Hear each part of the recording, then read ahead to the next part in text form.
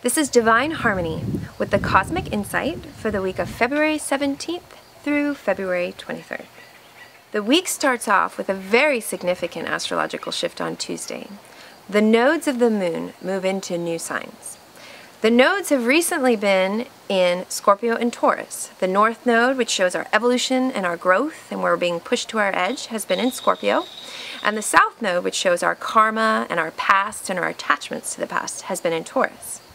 This week, the North Node moves into Libra and the South Node moves into Aries, shifting the nodal axis into the signs of relationship, connection, interconnectedness, and the sign of independence, individuality, and going it alone.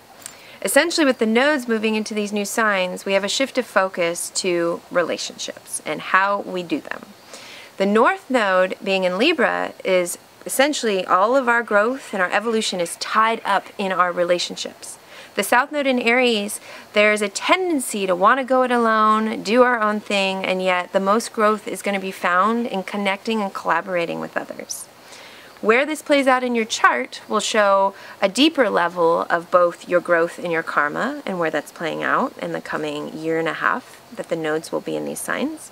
So for more information, you can check the weekly horoscopes. To add to this, the Sun at the very last degree of Aquarius trines the North Node at the very last degree of Libra, bringing light and clarity to where our growth is and what we need to do to move forward. And it helps our ego selves get online with our higher self and soul.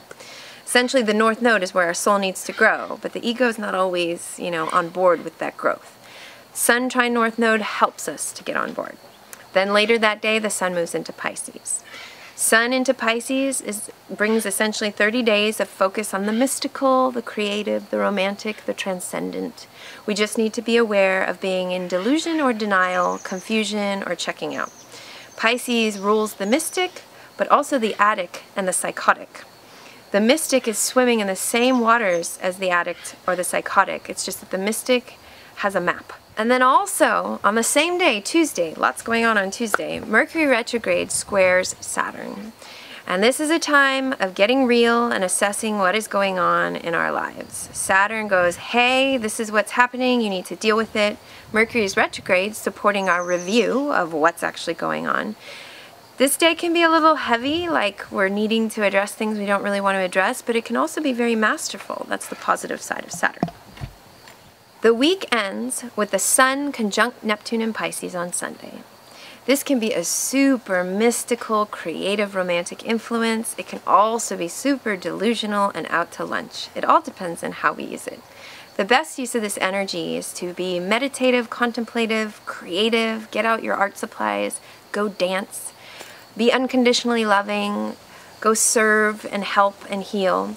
We just need to be aware of our boundaries and stay out of codependency, enabling and addictive relationships and addictive substances. Yours in the stars.